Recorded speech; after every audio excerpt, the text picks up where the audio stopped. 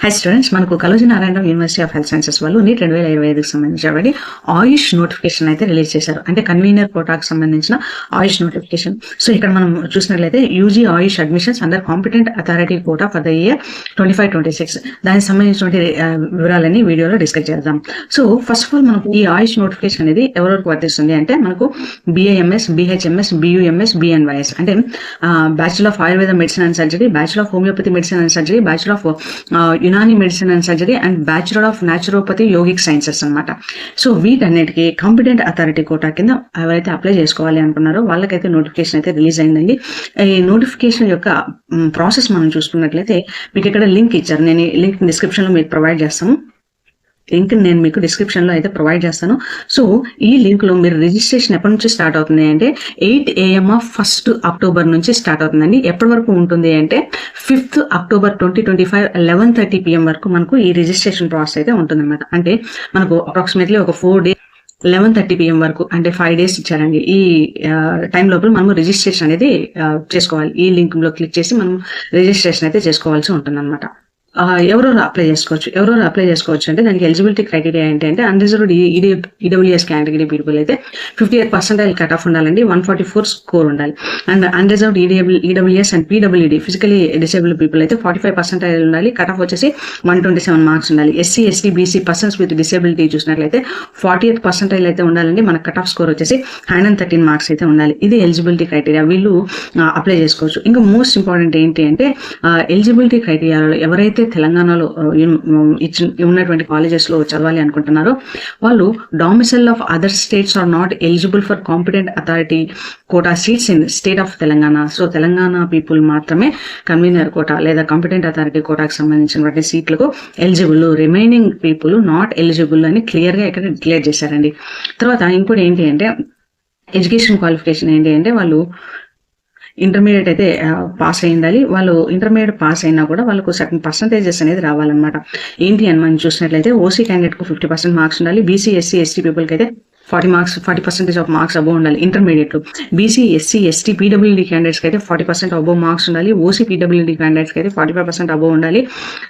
EWS category ఎవరైతే obtain చేసుకోవాలి అనుకుంటున్నారో వాళ్ళకు 50% ఆఫ్ ద మార్క్స్ అబోవ్ ఉండాలి అనమాట. సైన్స్ సబ్జెక్ట్స్ లో, ఈవెన్ ఈ సైన్స్ సబ్జెక్ట్స్ లో ఖచ్చితంగా 50% అబోవ్ ద మార్క్స్ అనేవి ఉండాలి. ఇవన్నీ నెక్స్ట్ BUMS కి అయితే మనకి ఇక్కడ సెపరేట్ ఇచ్చారండి. BUMS కి అయితే వాళ్ళు చూడండి ఇక్కడ BUMS కోసము అడ్మిషన్ టు కామెలి టిబ్ వాన్ జార్గెట్ కోర్స్, ఈ కోర్సుకు అయితే వీళ్ళు సపరేట్ గా క్రైటీరియా అనేది ఇచ్చారనమాట.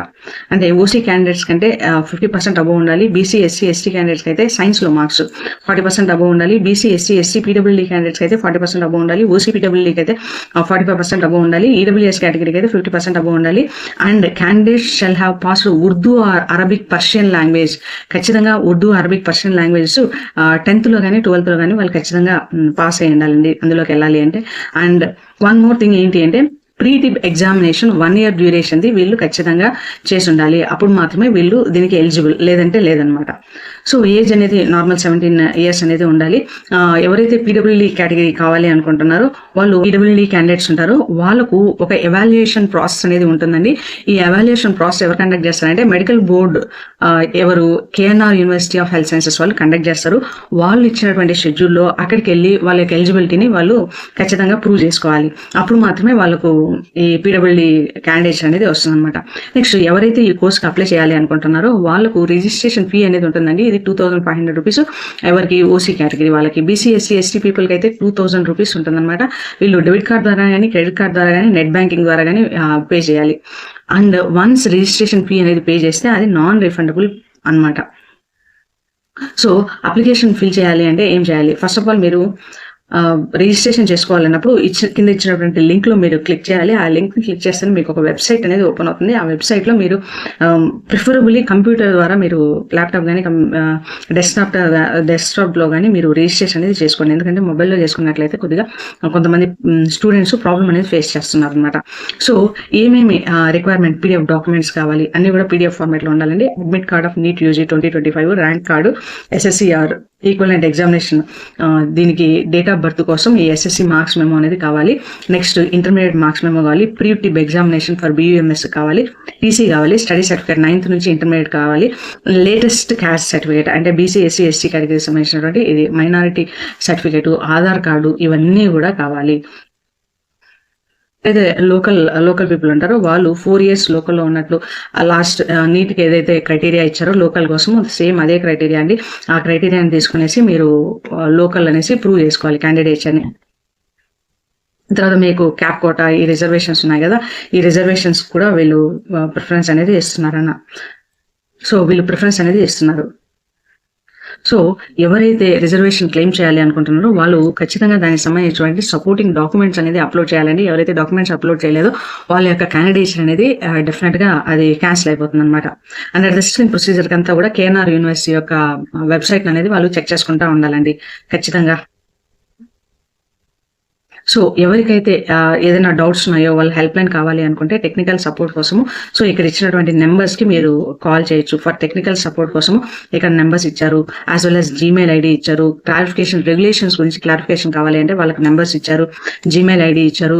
వీళ్ళందరూ కూడా 10 AM నుంచి 6 PM లోపల మాత్రమే కాల్ చేయాలి. పేమెంట్ గేట్వే ఇష్యూస్ కోసం సపరేట్ గా నెంబర్ ఇచ్చారు, ఈ నెంబర్ కి మీరు కాల్ చేయొచ్చు. సో ఇది ఈ నోటిఫికేషన్ అండి. సో ఈ ఆపర్చునిటీని మీరు ఖచ్చితంగా ఉపయోగించుకుంటారనుకుంటున్నాను.